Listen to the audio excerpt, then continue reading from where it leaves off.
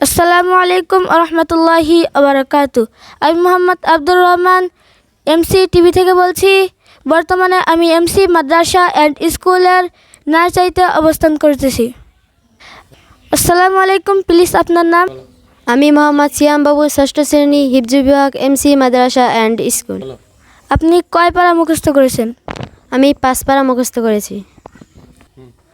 আমি আপনাকে ধর্মীয় বিষয়ে কিছু প্রশ্ন করতে চাই। প্লিজ করুন। নবী শব্দের অর্থ কী? নবী শব্দের অর্থ বার্তাবাহক। আল কোরআন শব্দের অর্থ কী? আল কোরআন শব্দের অর্থ বারবার পঠিত গ্রন্থ। আখির শব্দের অর্থ কী?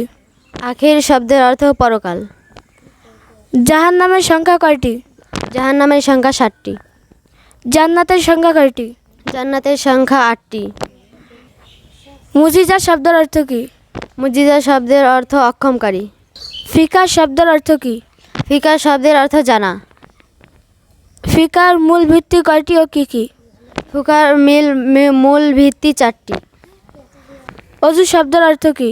অজু শব্দের অর্থ পবিত্রতা, পরিচ্ছন্নতা। অজুর ফরজ কয়টি?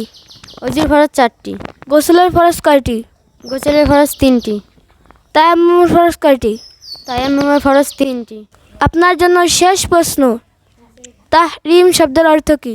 তাহরিম শব্দের অর্থ নিষিদ্ধ করা। আপনাকে এমসি টিভি থেকে বিশেষ পুরস্কার দেওয়া হলো। ধন্যবাদ।